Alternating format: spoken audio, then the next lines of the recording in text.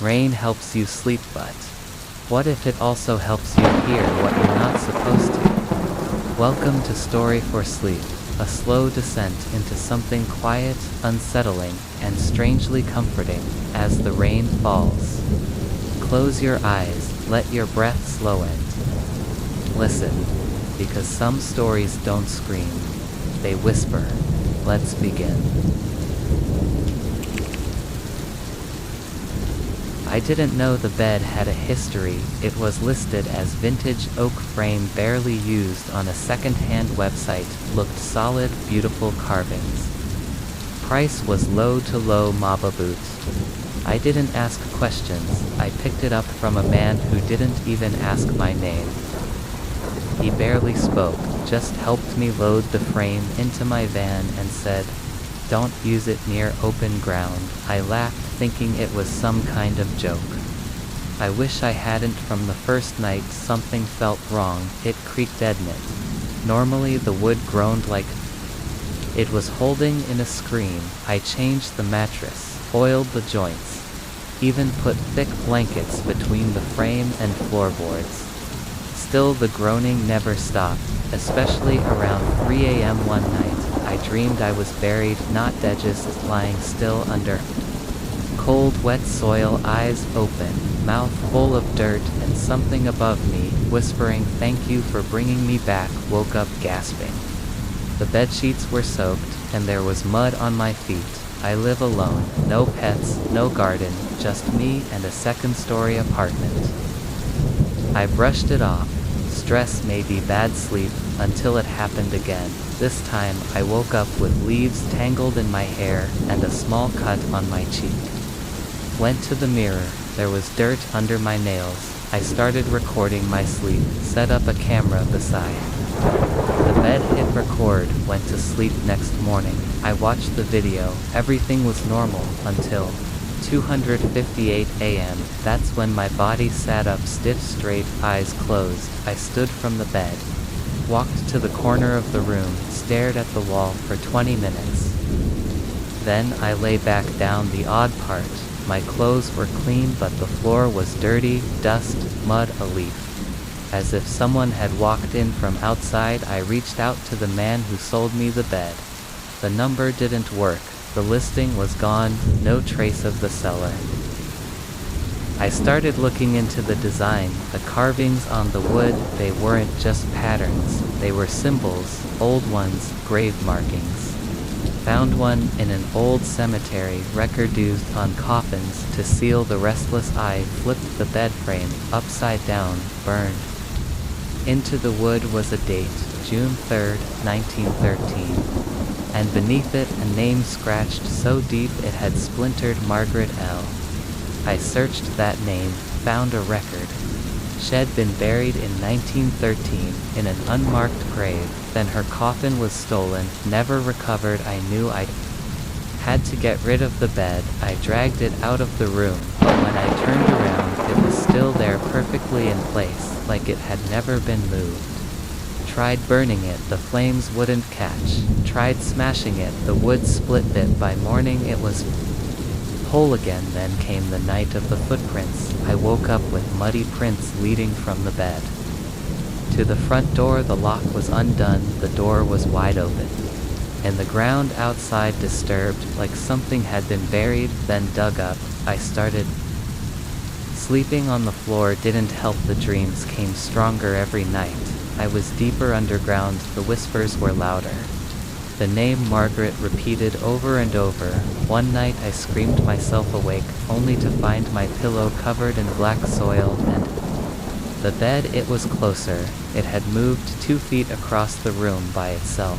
I brought in a priest. He walked in, looked at the bed once and said, "You invited her, you let her rest under you. She won't leave now." Now every morning I wake up a little deeper. I mean that literally. The bed sinks, the legs are buried in the floorboards, the wood is dark, wet, and full of earth. One morning I had to climb out like crawling out of a shallow grave. I dug under the frame. Beneath the boards was a lining of soft dirt, no pipes, no concrete, just soil. It's no longer just a bed, it's a coffin, and I sleep in it, willing or not. Every night I hear her whisper, "You took my place. Now I rest, you dream." If you ever buy old furniture, ask its history. If the seller says nothing, that's your answer. And if you find yourself dreaming of dirt, waking up with soil on your lips and footsteps leading from your bed, then know this: it was never just a bed, it was buried for a reason. It was just a bedroom for walls, one window, a small desk, and a bed. Nothing strange, nothing haunted, just quiet, ordinary, safe. At least that's how it used to be. Until I started waking up confused, not scared, not panicked, just disoriented, because every morning something in my room was not where I left it the first time. It was the chair, I always kept it by the desk. But one morning it was facing my bed, placed neatly in the center of the room, like someone had been watching me sleep. I thought maybe I had done it myself in my sleep by mistake, shrugged it off, but the next night, it was the mirror. It had been nailed to the wall.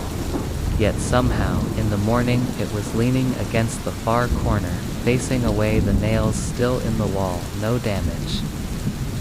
No explanation. I set everything back, photographed the room before going to bed, laid down, tried not to think, woke up, checked the photo, checked the room, and there it was. The lamp was upside down, still glowing. The drawers had been emptied, not laid out across the floor in perfect rows. I thought I was losing my mind, maybe sleepwalking, maybe stress.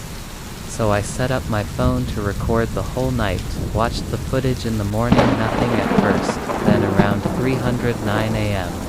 the screen flickered.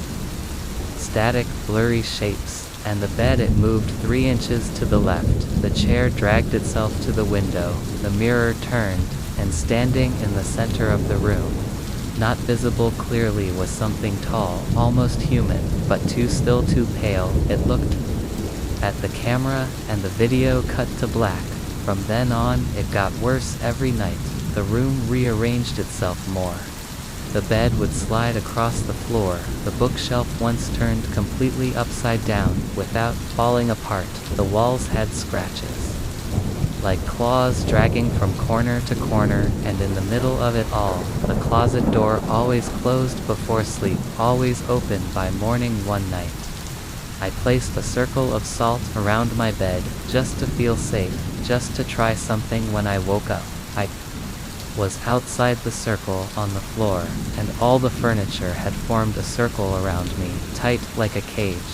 I started having dreams, not normal ones. In the dreams I was in my room bed.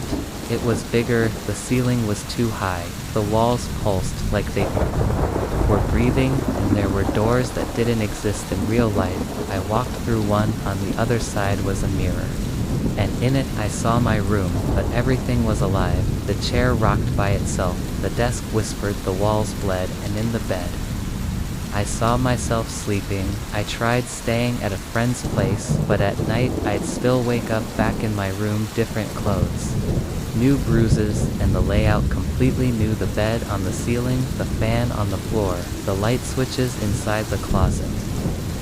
I stopped recording, stopped moving things, just accepted the changes, until one morning the room looked normal.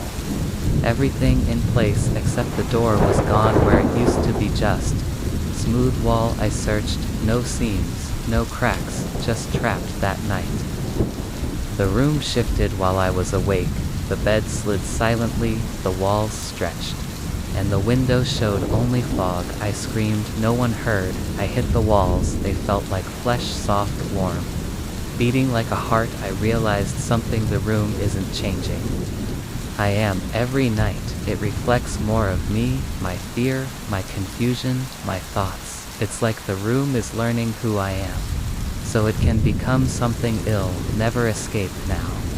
I don't know if I'm awake or dreaming. The furniture whispers, the ceiling blinks, the shadows move, even when the lights are off. Every night, it rearranges me a little more, and I know what's coming. One day I'll wake up And it'll be part of the room, a chair, a lamp, a shadow on the wall watching the next person move in, and waiting for them to fall asleep.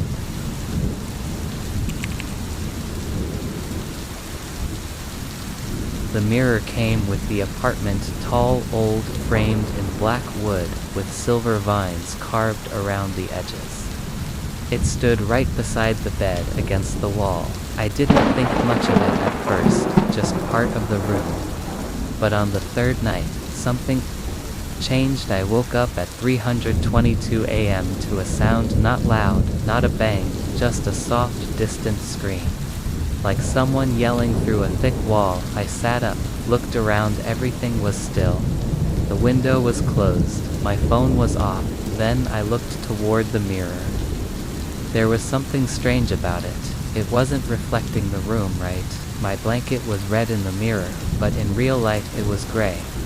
The lamp was on in the reflection, but the room was dark, and worst of all, I wasn't in the reflection. The bed was empty. I turned on the light, stared straight at it. The reflection flickered, and then slowly I appeared, but not quite right. My reflection was sitting up just like me, but it was smiling wide, unnatural, with black stains around the mouth. The scream came again, louder, this time clearer. It wasn't from the hallway, not from the street. It came from inside the mirror, like someone trapped behind the glass. I covered it the next day, hung a sheet over it. But the next morning, the sheet was on the floor. And the mirror was warm, like it had been holding breath. I tried moving it, it didn't budge. Heavy as a car, I checked the back of it, nothing but solid wood. But something was scratched into the back in a language I couldn't read, almost like claw marks. Shaped into letters. That night I dreamt I was in a white room, empty, echoing. At the far end, the mirror stood by itself. I walked toward it. Inside, the glass was me, but screaming silently, banging on the inside. Trying to get out, I woke up gasping. Sweating. The mirror was fogged, even though the room was cold, and on the glass words had formed, "Let me in." I brought in a friend. Didn't tell them what was happening, Jess said. "What do you think of the mirror?" They looked at it for 5 seconds, then turned pale, and said, "Why does it look like it's breathing that night?" I set up a camera, pointed it at the mirror. Let it run while I slept. In the morning, I watched the video. For the first hour nothing, then at 3:22 a.m., the mirror shimmered. My reflection stood up while I was still asleep. It walked out of the mirror, and stood over my bed. It watched me, leaned in close. Then opened its mouth and screamed. No sound on video, but I woke up with a bloody nose after that. I slept with the lights on, didn't help.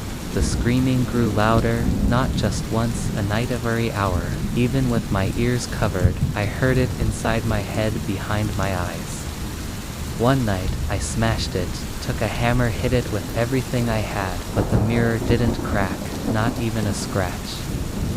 Instead, it rattled, and the reflection screamed so loud the light bulbs shattered. I moved out the next day, new apartment, no mirrors, but on the third night there, at 3:22 a.m., I heard the scream again. I turned slowly, and in the black screen of my turning TV there, it was my reflection, smiling with black around the mouth. Now every reflective surface shows it, mirrors, glass doors, even water. It watches, it smiles. And sometimes, just before I fall asleep, it speaks in my voice. The mirror wasn't beside your bed, it was your door. So if you ever find an old mirror in a new place, and it feels just a little too cold or too heavy to move, don't stare too long. And whatever you do, don't sleep beside it, because once it starts screaming, it means it wants out.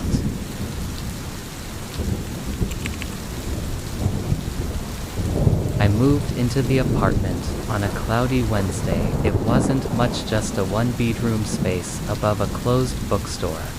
Old floors, old pipes, and an old mattress that came with the place. The landlord said the last tenant left in a hurry. No details, just told me you'll find it cozy once you settle in. I should have asked more questions. The first night was quiet, mostly.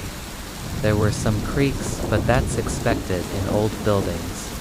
The mattress was firm, slightly dusty, but I was too tired to care. Unpacked just enough to get through the next day. Slept with the window open, but at around 3:17 a.m.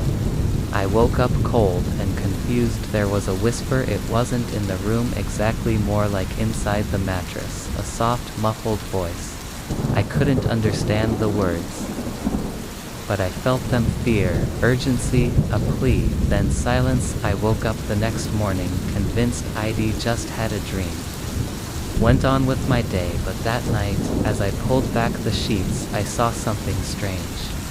The mattress had shifted slightly. There was a gap between it and the bed frame. Curious, I lifted the corner. That's when I found it. A note, folded, yellowed, torn at the edges, written in shaky black ink.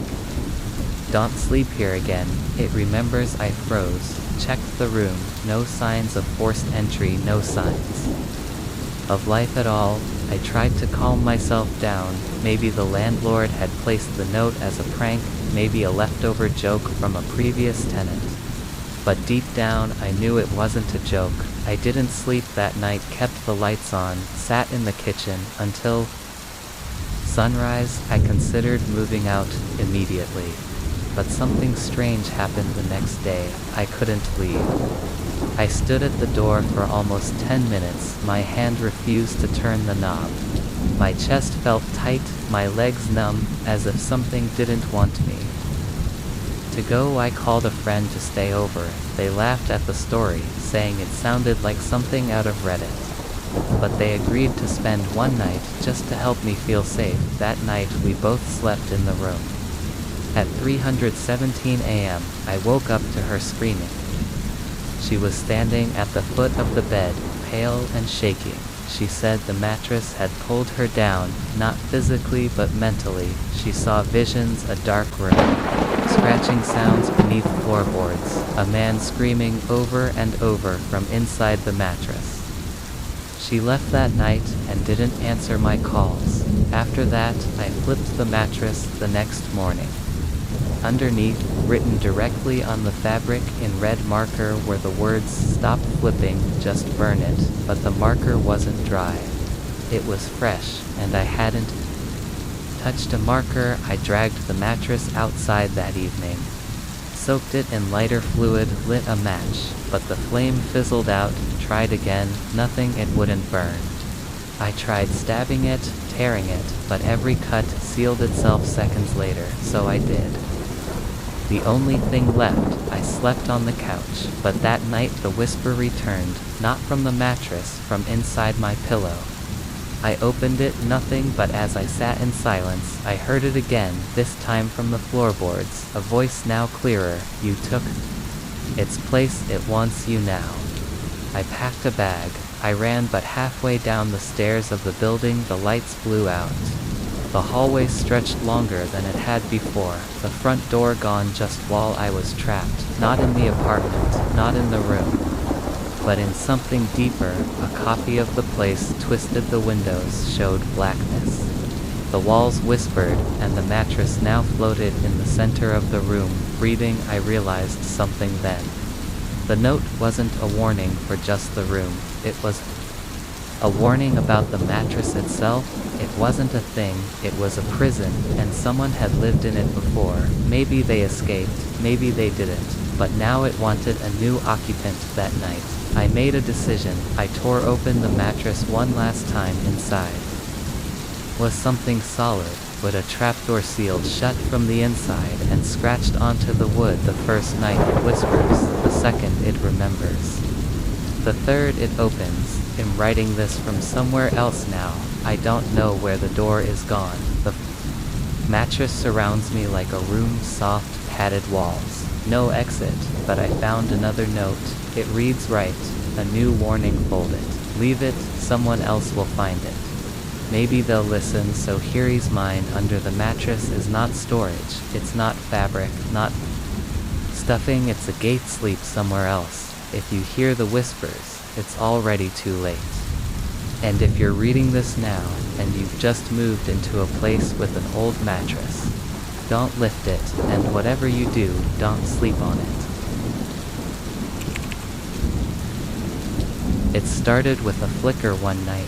Just after I lay down to sleep, the ceiling light blinked. Nothing strange, old apartment wiring probably needed fixing, but then it turned red, not orange, not dim. Bright, deep, blood-red eye sat up, confused, reached for the switch. The light turned white again. I laughed it off. Maybe a faulty bulb. Maybe I was too tired. I went back to sleep. The next morning I checked the light settings. It was a smart bulb, came with the room connected to an app called Glow Control. I didn't install it, but it was already synced to my phone. Odd, but I let it be. That night I stayed awake, a little longer, watched the light. Nothing until my eyes started to close. The very second I drifted off red, it didn't fade in slowly, it snapped into color like a warning light. I shot up, and just like before, white again. My heart was racing. Was it motion-based, sound-based, or something worse? I checked the app. No schedule, no automation, no alerts. I tried to delete it. The app didn't allow it. Every time I pressed uninstall, it blinked and stayed, so I recorded it. Set up my phone facing the light, slept with the camera on. The next morning I played the footage for 3 hours, nothing happened. Then at 3:13 a.m., the light turned red, and in the red light my phone captured something terrifying, a shadow not cast from me. It stood near the foot of the bed, tall, thin, still. Then it leaned forward and whispered something. The audio was full of static, but a single word cut through. Listen. I started sleeping with all lights off, but it didn't matter. The red glow came anyway from under the door, from the charging port of my phone, from the alarm clock screen, all of them glowing red. Exactly when I drifted off, I brought in an electrician. He checked the wiring, sockets, bulbs. Everything's fine, he said. But before he left, he glanced up at the ceiling and paused. Hey, what's that? He pointed at a small black dot on the ceiling, near the bulb. ID, never noticed it. He climbed up on a chair.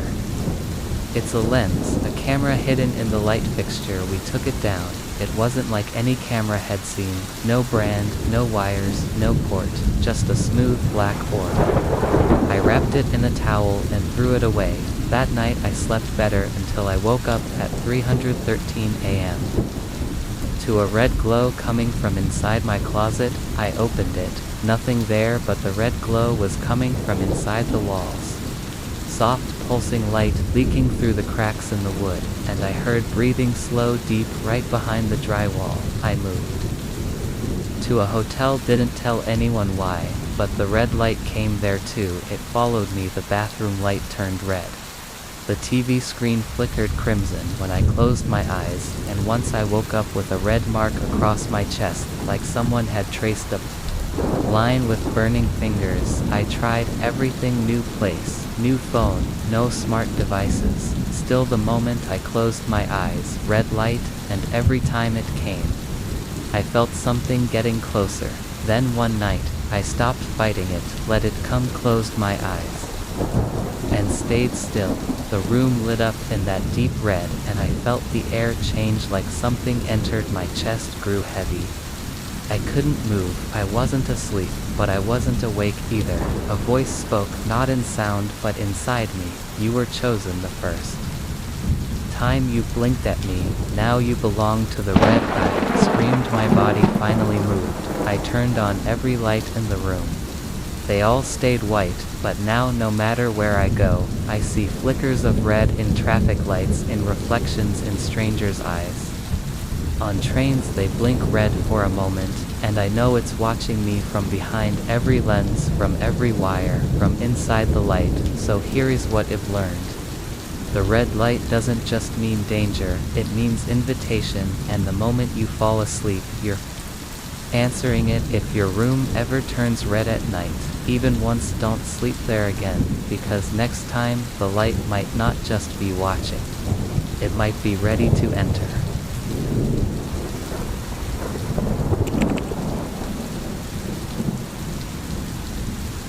It started as just another work trip. I was sent to a quiet town I'd never heard of far from the city to attend a 2-day conference. The company booked me a room in an old hotel, not the fanciest, but it had decent reviews and free breakfast. Nothing seemed strange until I heard the receptionist whisper, just as I was handed my key.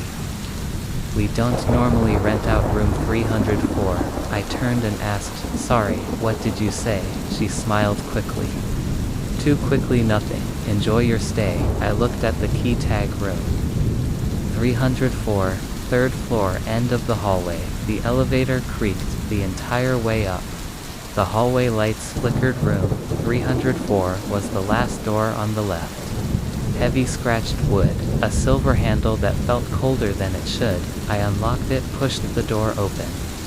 And instantly something felt off. It wasn't dirty or broken. The bed was made, curtains were drawn, TV remote on the table. Nothing unusual.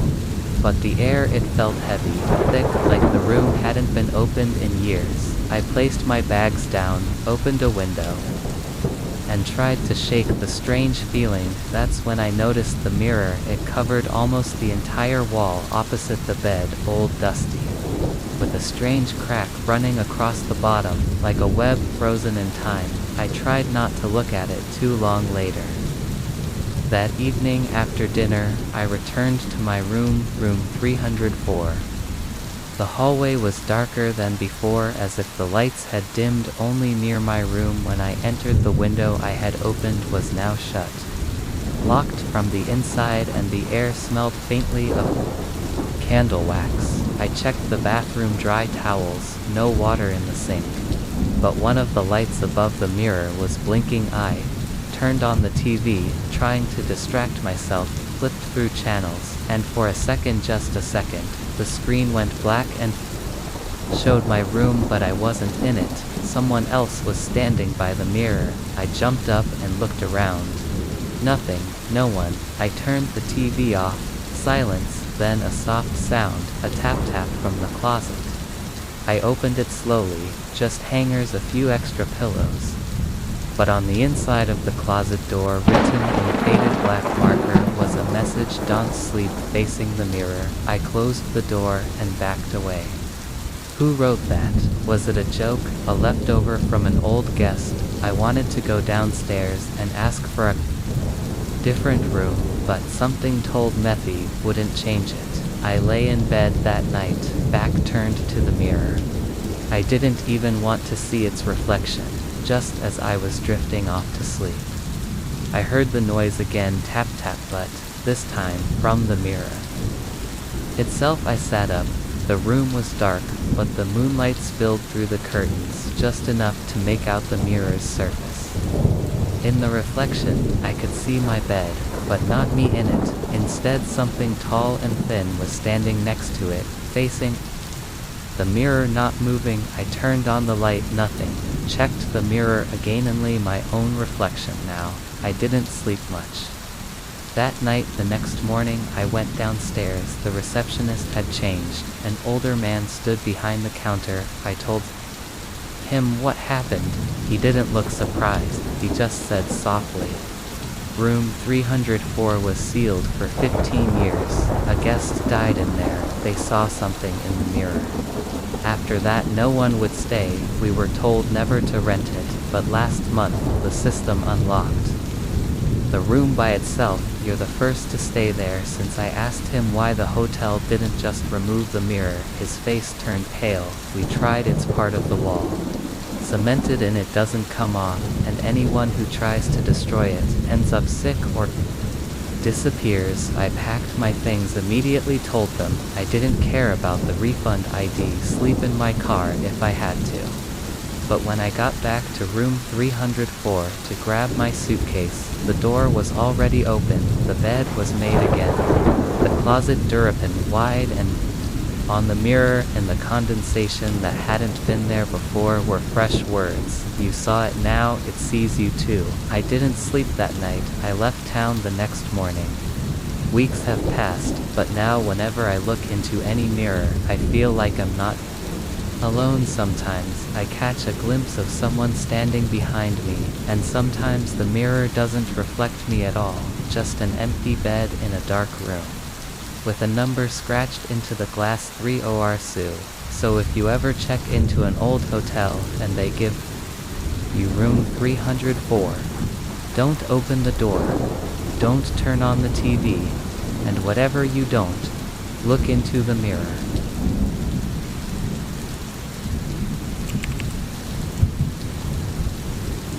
When I moved into the apartment, it was meant to be a fresh start. New city, new job, new life. I chose a studio unit, not too big, not too small. Just one bed, a bathroom, and a tiny kitchen. It was perfect. The ad said it used to be a shared flat, but the owner had knocked down the walls and remodeled it. Now, it was just one open room. I signed the lease the same day I viewed it. The rent was cheap, almost too cheap, but I didn't ask why. The first few nights were fine, quiet, peaceful, just me, my books, and the soft hum of the fridge at night. But on the fourth night, something strange happened. I woke up at 2:03 a.m., not because of a noise, because of a feeling. Like someone was watching me. I sat up in bed. The room was dark, but the curtains let in a sliver of streetlight, and for a moment I thought I saw someone standing in the corner, tall, still, too still. I blinked, gone, just a coat rack. Or at least that's what I told myself. The next morning, I noticed something weird. The chair near my desk was pulled out, slightly turned facing my bed. I never leave it like that, but maybe I forgot. I pushed it back in, and went on with my day. That night I decided to test something. I placed a mug on the chair just to see, went to bed, woke up, and the mug was on the floor upright, but moved like someone had gently placed it there. I started keeping track. Notebook sketches of the room where everything was. I made tiny pencil marks on the floor under chairs and objects. Each night something moved, not far, not loud, but always slightly different. I asked the landlord about the apartment's history. She hesitated, said quietly it was a shared room for students years ago, but one of them never really left. I asked what she meant. She only said, "Don't bring mirrors too late." I already had one. The next evening I looked into the mirror before bed.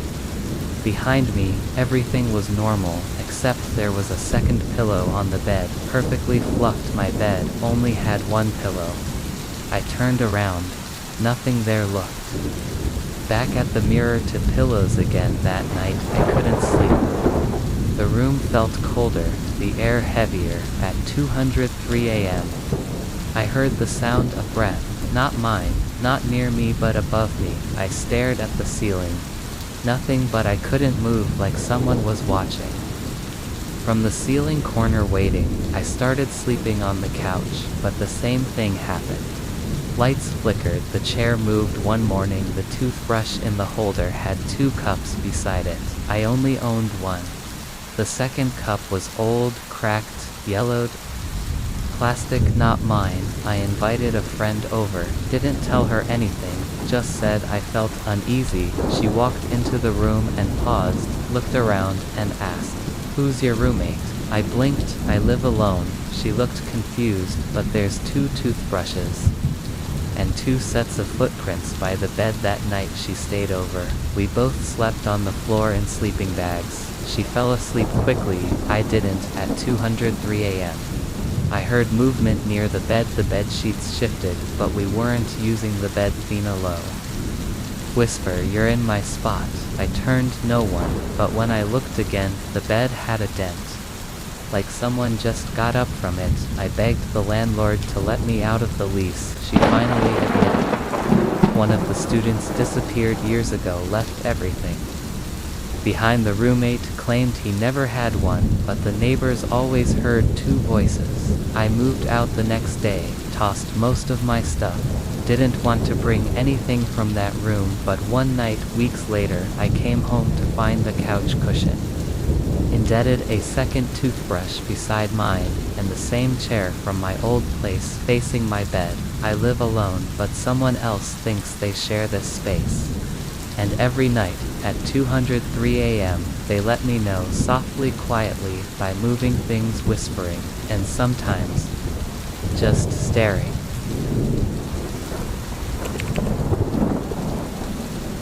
It was a small guest room, the kind you only use when your main bedroom is being renovated. That's why I didn't think too much about it. The ceiling fan in there was old but worked fine, no air conditioning, so it helped keep the heat away during the summer nights, but what I didn't realize was that the fan had its own schedule. Every night without fail, it stopped spinning at 333 a.m., not 332, not 334, always 333. The first night I didn't notice, I just woke up drenched in sweat, the air felt thick.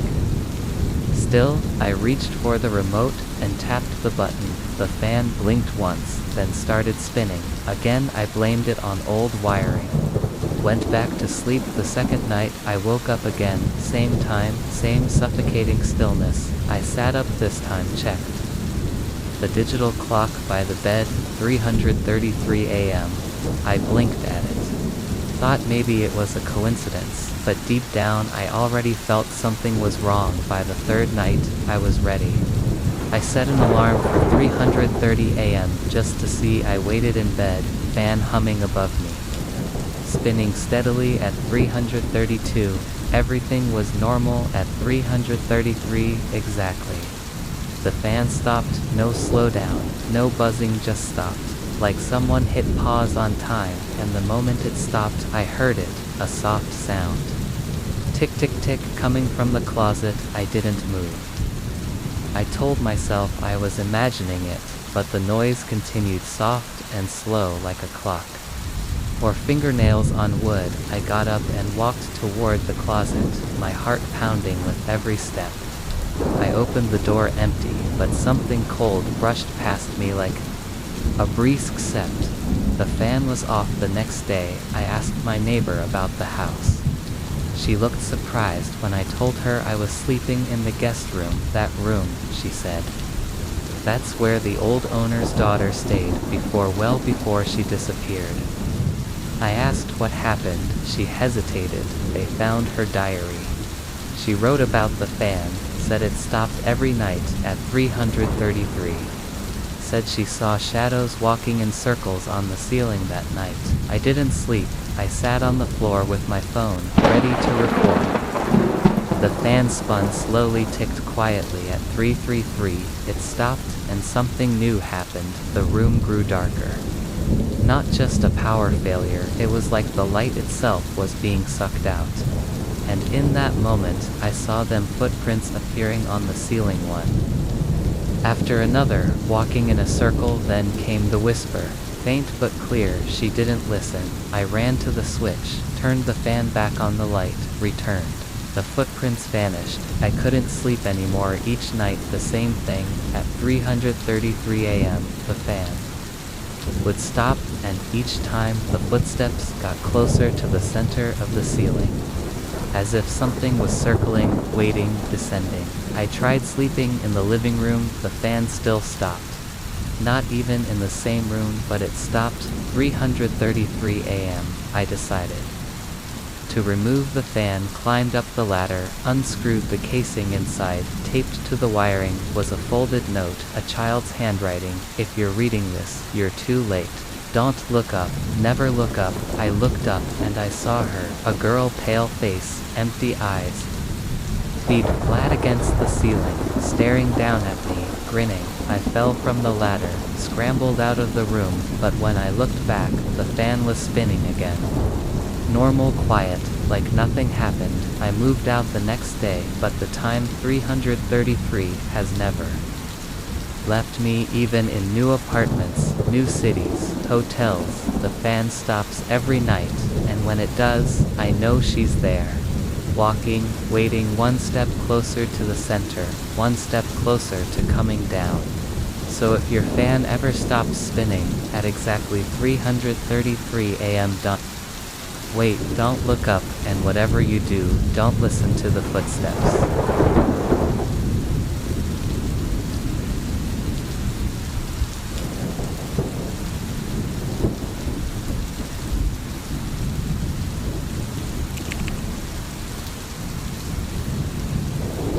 found the room by accident. The apartment hunt had drained me. Everything was either too expensive, too far, or already taken. So when the agent said there was one last option, I didn't hesitate. She didn't say much, just gave me the address and key. Said the owner didn't usually rent it anymore, didn't explain why, but it was cheap, too cheap. The building stood at the end of a quiet street, 4 stories high, old but clean. Gray bricks, iron railings, and ivy creeping up the sides. My unit was on the top floor, room 4C. The hallway was narrow, the lights buzzed faintly. My door looked untouched, like no one had lived there in a long time. Inside everything was neat, a small kitchenette, a clean bed, windows that opened just enough to let air in, but the air felt stale, like the room had been holding its breath. I opened every window, unpacked slowly, and I told myself this is fine. Until the neighbor from room 4B knocked. She was old, quiet, nervous, hands, didn't introduce herself, stared at me, and asked, "Didn't they tell you? Tell me what, you're the 5th tenant in 2 years. None of the others lasted more than a week." I laughed awkwardly. "Why?" "Noisy neighbors." She didn't smile. "They disappeared, each one night. They were here the next morning. Gone. No bags, no calls, no goodbyes, just gone." I waited for the punchline, but she wasn't joking. She just said, "If you hear scratching behind the walls, don't answer." Then she shut her door. I barely slept that night. Every creak felt louder, every shadow stretched longer. At around 2:47 a.m., I heard it scratch, not loud, but deliberate, behind the wall near my bed, like fingers slowly dragging across drywall. I got up, pressed my ear to the wall. Silence. I knocked. Nothing. I went back to bed, and the scratching returned, louder this time, but coming from a different wall. The next day, I asked the landlord about the room. He avoided my eyes. Said it was just bad luck that people moved out without notice all the time. But when I asked for the previous tenants' contact, she said records were missing. I checked public records. Only one name popped up under room 4C, Eva Monroe. She had lived there a year ago, but there was no forwarding address, no job record, no phone. Just one missing person report, closed with the note, last seen entering room 4C. I decided to search the room thoroughly. Removed furniture, opened vents, checked under the floorboards, in the closet hidden beneath a loose floor panel. I found something, a photo album. Inside were pictures of people, tenants probably. Each photo was marked with a date. The last one, Eva, smiling on the balcony. The date was the day before she vanished. The next photo slot was empty, but under it, written in ink, was "Your next." I left the album there, tried to laugh it off, tried to sleep, but the next night, the scratching got worse. It came from all walls at once. Then the lights flickered, my phone screen glitched, and the walls began to breathe. I swear they expanded and contracted like lungs. The closet door creaked open. I hadn't touched it. Inside, the same photo album was on the shelf. Even though ID left it under the floorboard, I opened it, and this time a me photo was in it. Not one ID taken, but a photo of me sleeping. I packed my things in a rush. Tried to leave, but the front door wouldn't open. The lock turned, the knob spun, but it wouldn't move. Then I saw the door frame. New scratches, fingernail marks, like someone had clawed it from the inside. I banged on the walls, screamed. No one answered. Then I remembered the neighbor, room 4B. I looked out the peephole. Her door was open, but no lights. I banged harder. Nothing. That night, I stayed awake. I saw things move in the corner of my eye. Reflections in the window that weren't mine, whispers under the floorboards. The closet door swung open every hour without sound, and the photo album kept returning to the same shelf. I don't know what this room is. I don't know what lives inside its walls. But I think the room isn't just haunted. The room is alive. and it feeds on people one by one, traps them, erases them, takes their faces, their voices, their presence. If you're reading this, don't visit Room for C, don't trust cheap rent, and if you already moved in, check the closet if you find your photo inside that album. It's already too late, because every tenant of this room has vanished, and now it wants you.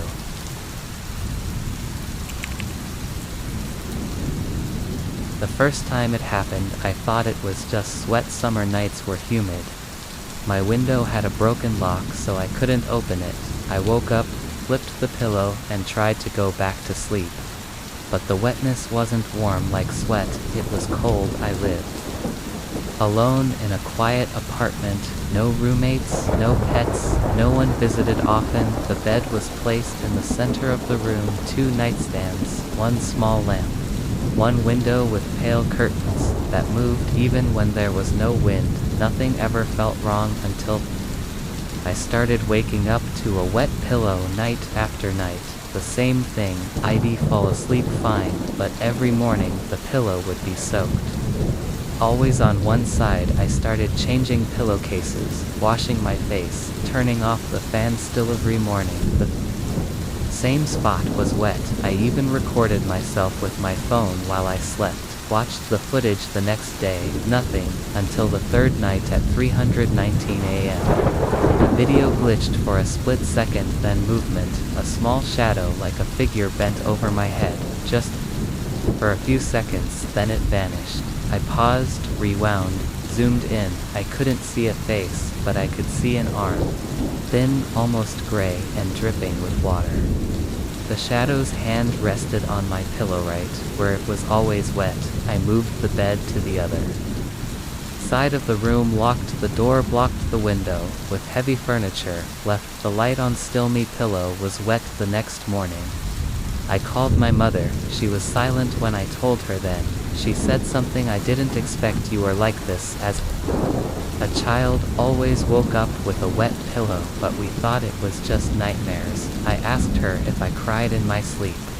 She hesitated. You didn't, but it was like someone else was. I started dreaming again after that, but not my own dreams. Dreams of a little girl standing in a flooded room, old wallpaper, peeling off a single bed, floating slightly on the water, the sound of dripping. She never spoke, she just stared. Eyes full of tears she never shed.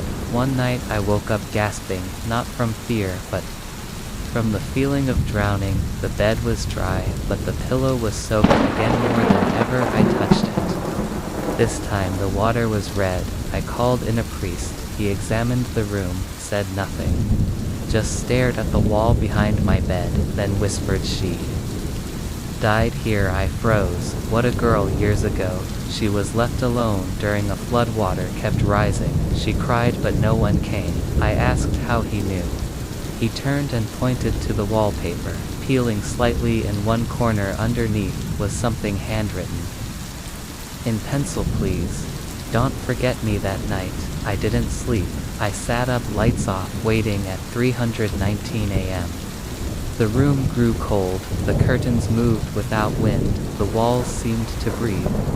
And Fench appeared, not in full, just the outline of a girl sitting at the edge of my bed, face in her hands. No sound, but the pillow beneath her began to darken. I didn't speak, didn't move, only watched.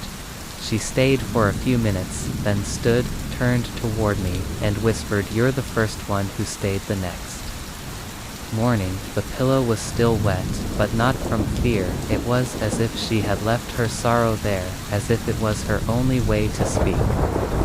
Now I sleep normally. Sometimes the pillow is dry, sometimes it's soaked, but I've stopped fearing it because I know she's there, not angry, not evil, just forgotten, and she doesn't want revenge.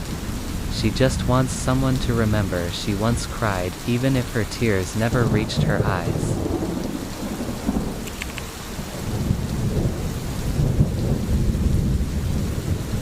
When I first moved into the old Victorian house, I was told the basement had been sealed years ago. The landlord said it's just old piping and foundation. You won't need to go down there. That was fine by me. The stairs to the basement were blocked off with a wooden panel, no door handle, just smooth old wood, and for weeks I never thought about it again. But one night, just past midnight, I heard something. A soft thump, like a door closing, then faint creaking wood, groaning under pressure. I stepped out of my room and walked to the hallway. The panel covering the basement was gone. In its place was an open door. I stood frozen. The stairs led into complete blackness. The air coming from below wasn't cold but wet, like rain-soaked stone, and beneath that smell something else. Old flowers wilted, like the smell in funeral homes. I reached for the light switch by the door. Nothing. The bulb above the stairs was dead, but I heard movement. Tick-tick. It sounded like metal tapping on stone, then whispers. I slammed the door shut, pushed a chair against it, even nailed a board over it. When I woke the next morning, the panel was back in place. No door, no handle, just smooth sealed wood like nothing had ever changed. I thought maybe it was a dream, until it happened again the next night at midnight. Now I started keeping a journal. Each entry had the same note. The basement door appears at exactly 12 a.m. It disappears before sunrise. No one else believed me. I invited friends over, kept them up late. But nothing happened. When they were there, the basement stayed sealed, until I was alone again on the 6th night. I placed a camera at the hallway facing the door. Left it recording from 11:30 p.m. to 6 a.m. I watched the footage the next morning at 1200 a.m. The screen flickered, and there it was. The door slowly materializing frame by frame, not opening, but forming like mist, becoming wood. Then at 12:01 a.m. the door was solid. It creaked open on its own and something crawled up the stairs, but the camera glitched. The frames skipped. All I saw was a shadow, long arms, no face. Then static. I didn't sleep the next night. I stood at the top of the stairs with a flashlight and a hammer. When the door appeared at midnight, I didn't run, I went down. The stairs creaked under my weight. Each step was deeper than the last, like the basement kept stretching. The flashlight flickered, but I saw a door at the bottom. Not a storage room, not cement, a perfect wooden door painted red, the kind you'd see in old mental hospitals. Carved on it were numbers 1 to 00400. I reached out to touch the knob. It turned on its own. Inside I saw beds, dozens of them, iron-framed, neatly lined. Each bed had a single pillow, and on every pillow was a photograph. Photos of people sleeping. Some were children, some were old. One photo was of me. I turned to leave, but the door behind me was gone. The stairs vanished, and I realized the room traps people, not physically. It traps their sleep, their dreams, their sense of time. I screamed, but only whispers answered. They said things like she never woke up. Hay's been dreaming for 12 years. Time flows differently here. I ran into the room. Tried every door, but it was a loop. The beds repeated, and every time I passed a mirror, my face aged just slightly. Finally, at 4 a.m., the red door reappeared. I stepped through, found myself back in my hallway. The basement door closed behind me, nailed shut again, but my phone read 3:59 a.m., and my hair had gone gray since then. The door appears every night, always at midnight. I hear the tapping, the whispering, the flickers of shadow, but I never go down again. I can't, because sometimes I still dream of the red door, and when I do, I wake up tired, I forget hours, and I find new photos on my pillow, ones I never took of me asleep in that room.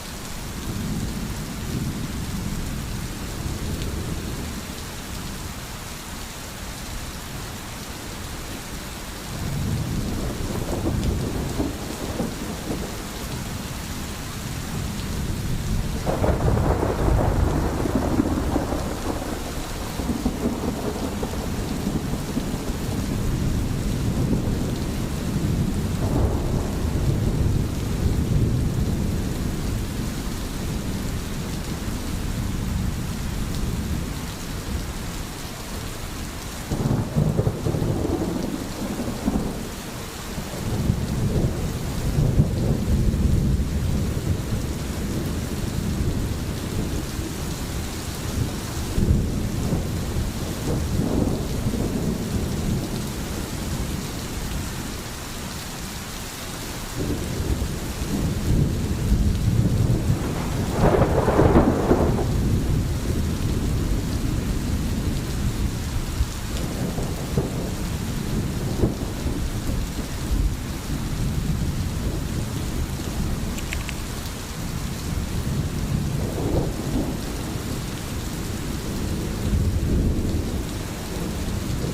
never thought a clock could ruin a person's life. I just needed something to fill the empty space above my desk. That wall was too blank, too silent.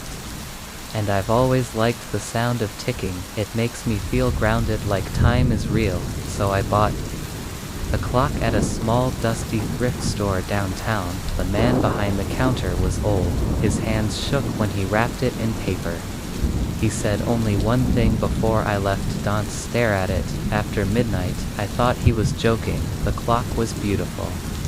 In a strange vintage way, a large black circle with Roman numerals etched in faded gold. The hands were thin, sharp. It made a soft tick-tick-tick every second. Comforting. At first I hung it above my writing desk. I work from home. My life has structure.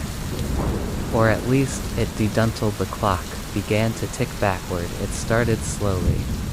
I'd go to bed at midnight and wake up feeling strange, like I had already lived the day ahead. I'd remember emails I hadn't sent yet. Feel tired even though I'd just opened my eyes, and sometimes I'd swear my reflection in the mirror blinked before I didn't notice the clock. At first I blamed the fatigue on too much screen time. I even saw a doctor said it was stress, but one night I stayed up writing late. The house was quiet, no traffic outside, only the clock ticking above me at 12:14 a.m.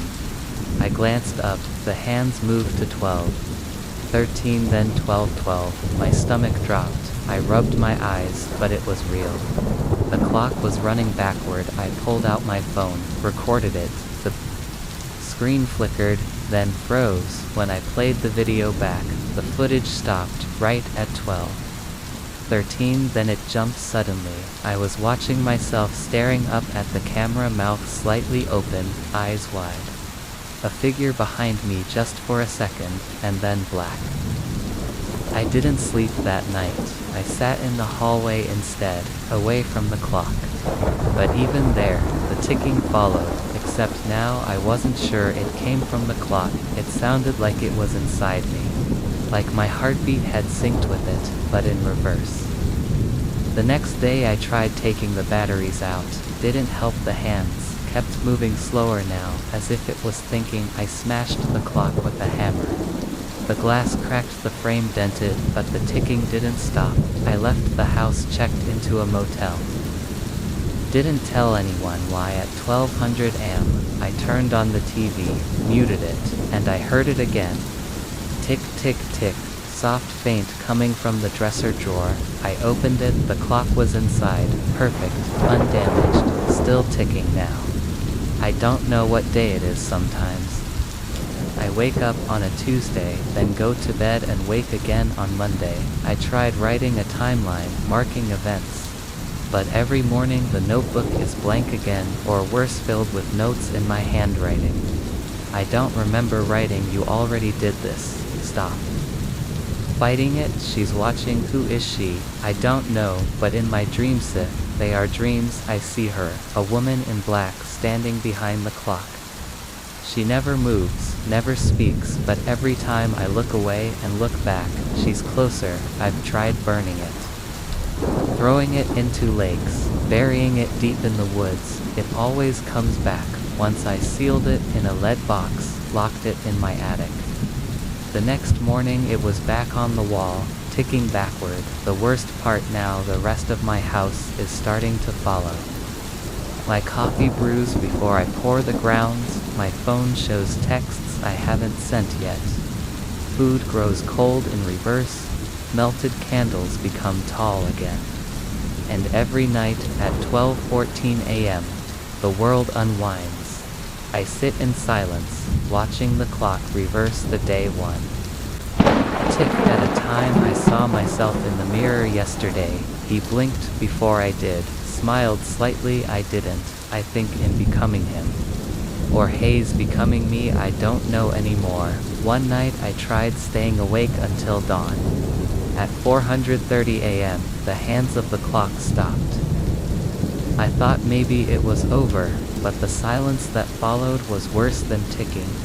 Because now nothing moved, the air froze, time stalled. I looked outside, cars were parked mid-turn, birds stuck in the sky, and then a single tick. Backward and everything. Resume accept. Now it's not just the clock, the world is going backward. I see people reliving moments they already escaped. A man who survived a crash walks into it again. A woman who left an abusive home returns to it, everything repeating everything. Reversing, and only I remember, only I know, because of that cursed clock. If you find a black clock with golden number stamped, take it home. If it ticks backward when you're not looking, leave it. If time starts feeling wrong, dent, trust your memories, because once the clock notices you, it never lets go. And if you're reading this, check the time. If it's after midnight, you're already ticking.